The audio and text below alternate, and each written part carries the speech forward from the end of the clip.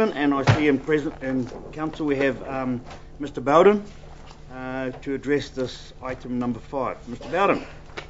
Fine. Good afternoon, everyone. I'll just quickly run through the report. We're at the stage at the moment with regard to, in particular, the indoor 25-metre pool, where we've finished developed design, a lot more details, a lot more accuracy with regards to the cost estimate. And the next stage is the detailed design, which will provide construction drawings for both construction and for tender and building consent purposes. I'm requesting that we appoint the architect and consultants to complete that detailed design, and also after that to tender the refurbishment works for the indoor 25-metre pool only at this stage. I provided some background, some details of the scope of work that is proposed, which is basically to address the flaws in the previous design and the construction from when the pool was last refurbished in 2002. So we will intend or propose to bring the indoor 25-metre pool up to the standard that it should have been when it was completed in 2002. And previous discussions in this chamber have highlighted what those are. But just to summarise, there is an intense amount of condensation within the building that is not managed by the design, and as a consequence there's a significant amount of condensation and moisture within the roof space, which will be affecting the timber that's there, and in the internal and external walls very similar. There is no vapour barrier within the roof space, which there needs to be, so that the structure is not affected by condensation from the pool. So to all intents and purposes, we are taking off the roof and the existing ceiling and acoustic ceilings, replacing them, reviewing the state of the timber within the roof and making any minor, hopefully minor remedial work to that, and addressing the inadequacies of the existing ventilation system.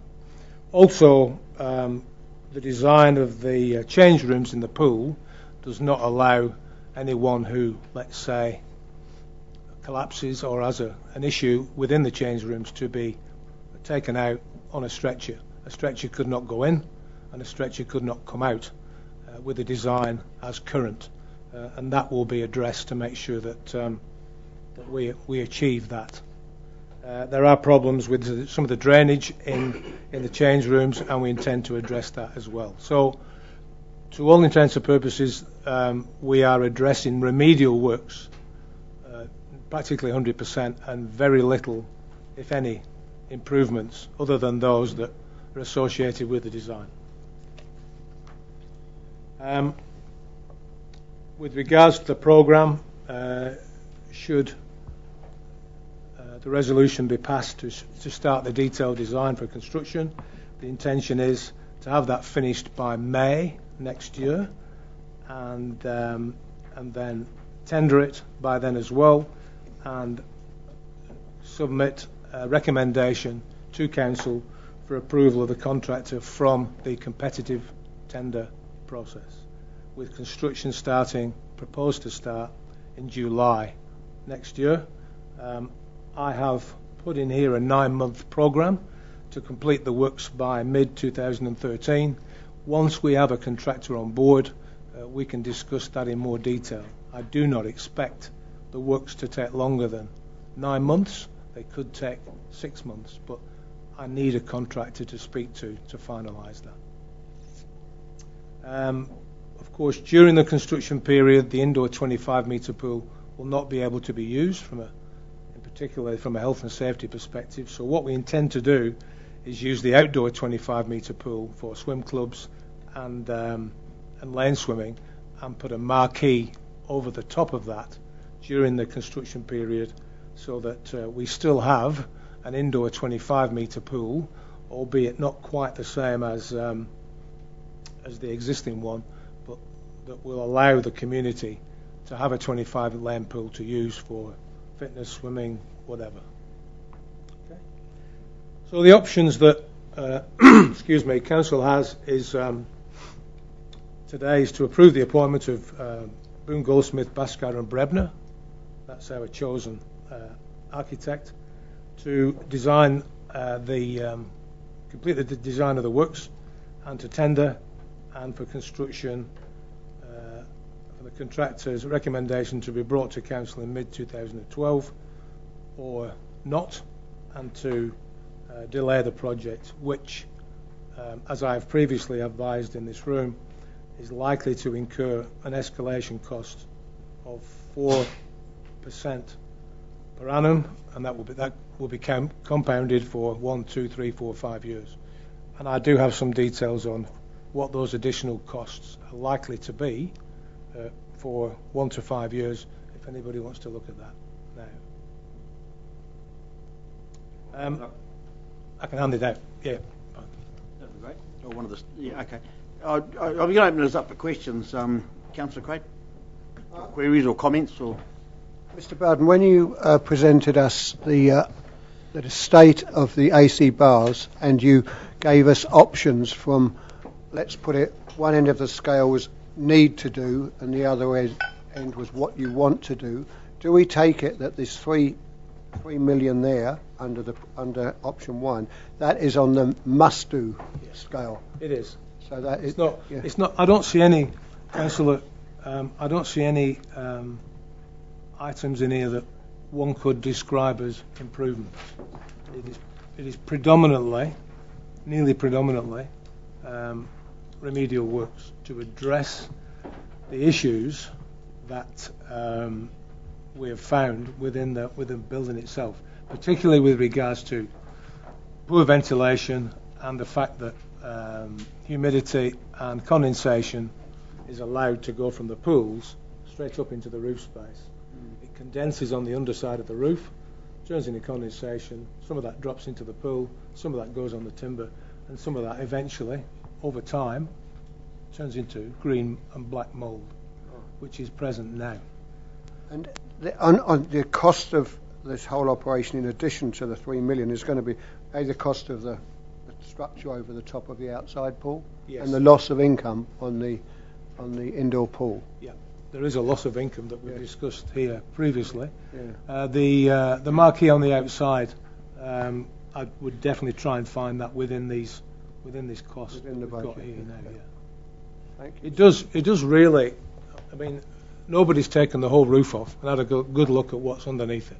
We've taken a few roof sheets off, found that the building paper, which is straight up on the underside of the steel roof, is wet through, and the timber is wet through as well. And we've also got electrical cables up there as well. There's no, I don't think from a day-to-day basis, there's no particular danger, but the timber structure is really compromised by the conditions it's in. It's H3 timber. It can be wet, but it has to be dried out.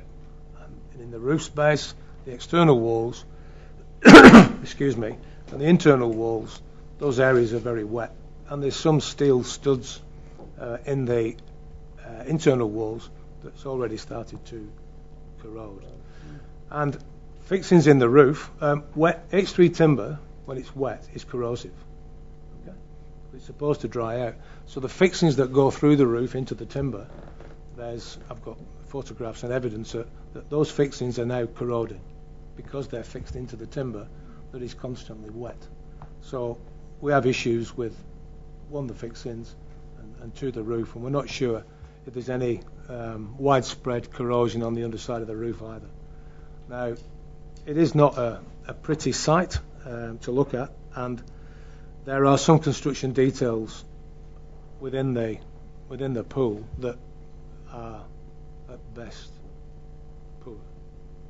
So it's nearly 100%, I would say, remedial work. Councillor Downard. Andrew, you've alluded that it's a need, and we've obviously got money put away for it.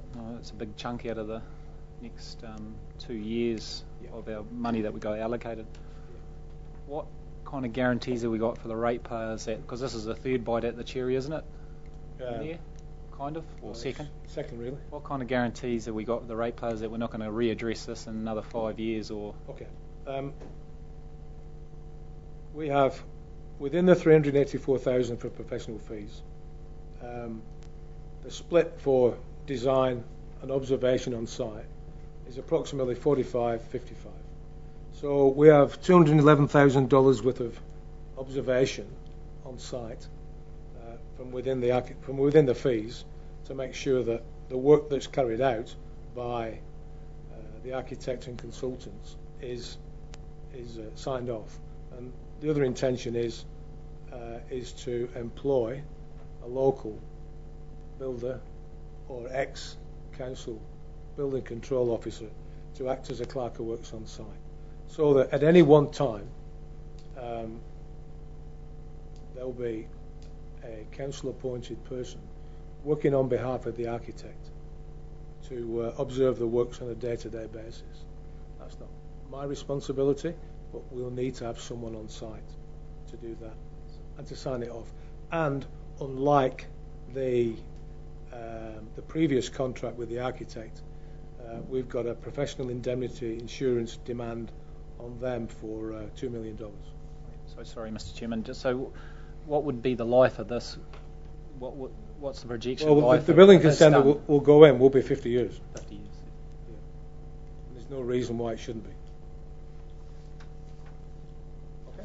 Well, Councillor Downard has really sort of hit the nail on the head there, but that's just $3 million, and let's just recap what's going on here. 2002 is not even 10 years ago.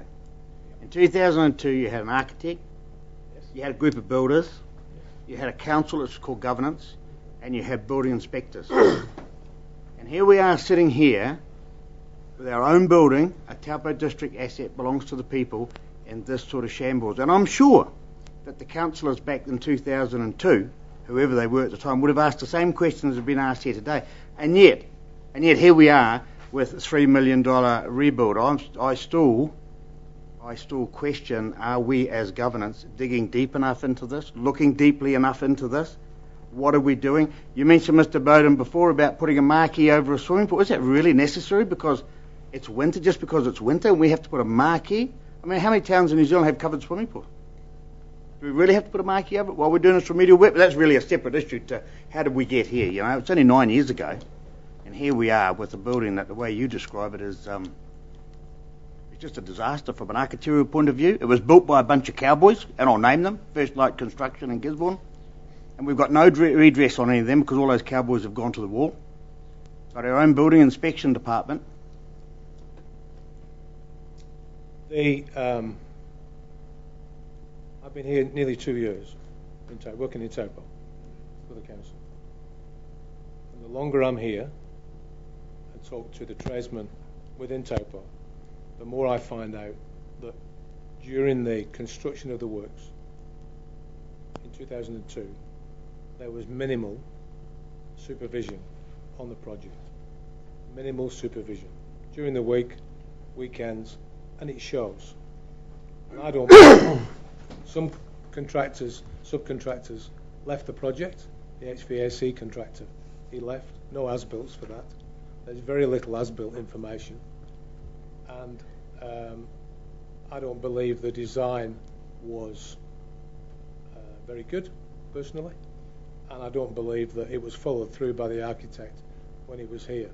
I also believe at the end of the project, when the prices came in, there was a drastic value management session within council to pull out items of work scope to try and make it balance the books. I've got a record of that from committee meetings that are in my office now. So there was a mad scramble to pull things out of the project, and that does show. As far as going forward from where we are now, I believe we have a reputable architect on the project who has very good swimming pool experience. Okay? And that shows. And I've been to some of the projects that they've worked on. I am not sure if there was the clerk who works on the project before, but there will be this time, and I've mentioned that before in this room.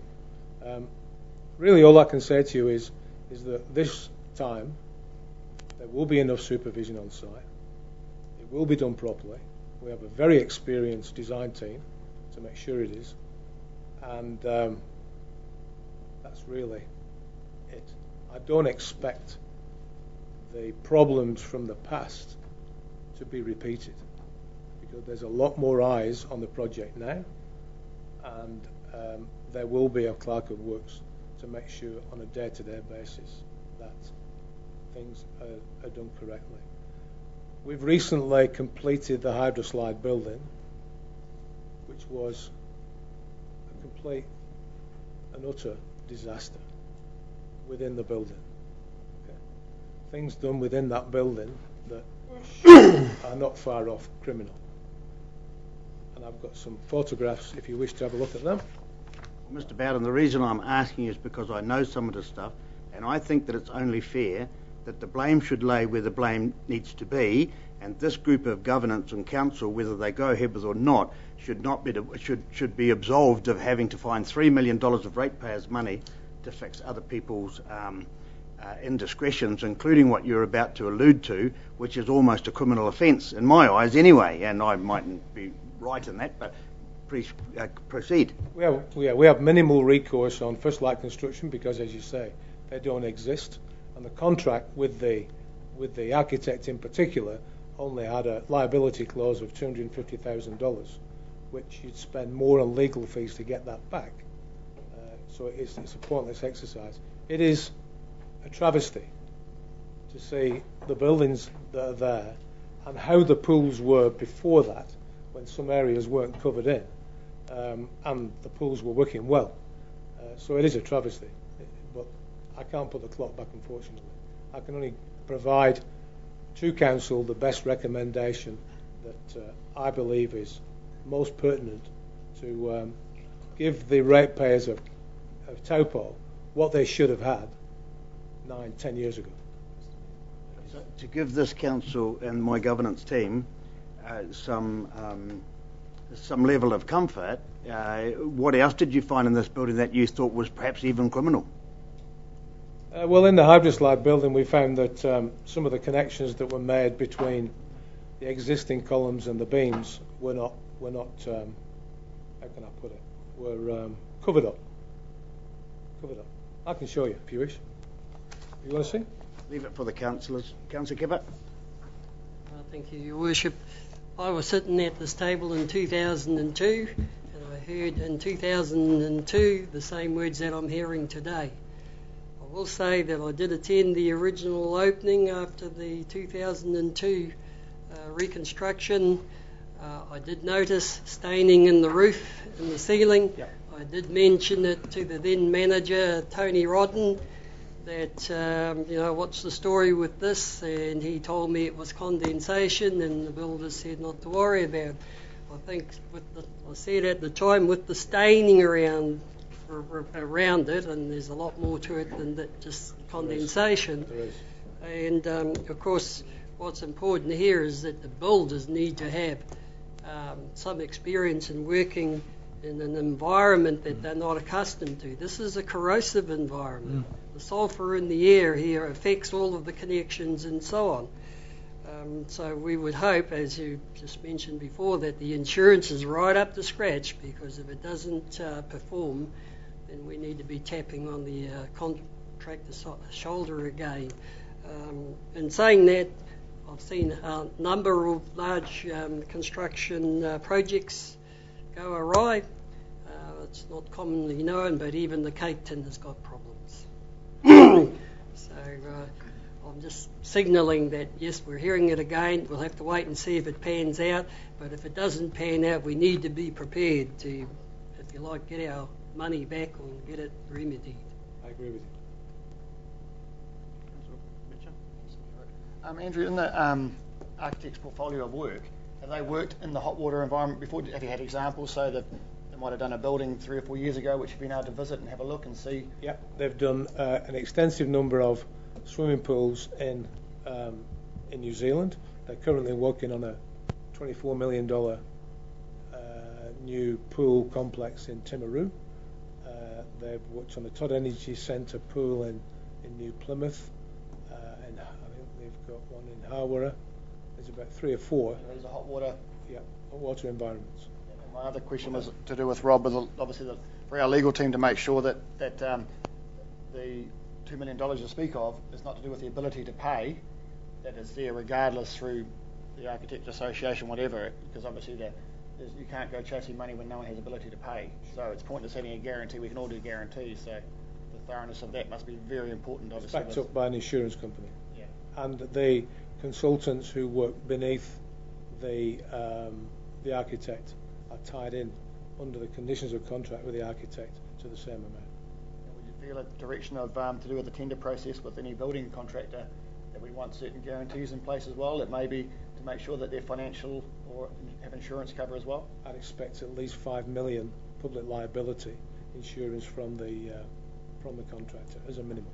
You see, that's a very important issue as to the tenderer, the receiving tenderer, to make sure that that is in place. Absolutely. You see that as a priority. Absolutely, and that will be covered once we finalise the tender process and bring to you a recommendation on appointment of the contractor in this room. It's like, obviously, we know it's one of our largest assets for the public, It is. and we've got to protect the ratepayers when we're spending this sort of money. I agree. That will be covered in the tender process and addressed in the tender report, which will come to you. Can I ask in history, sorry Rick, might be for what guarantees were in place last time? You might know, Gary, so that once again, whether the guarantees meant nothing last time or was there guarantees asked for specifically like this?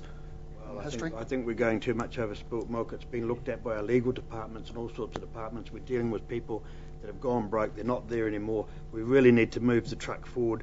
I don't mean to be rude to you, Councillor Minchin, but hey, all this suggested, well, I think it's untenable that we as governance, but look, you speak for yourselves, it would even consider not repairing it because it needs repairing. It has social being in it.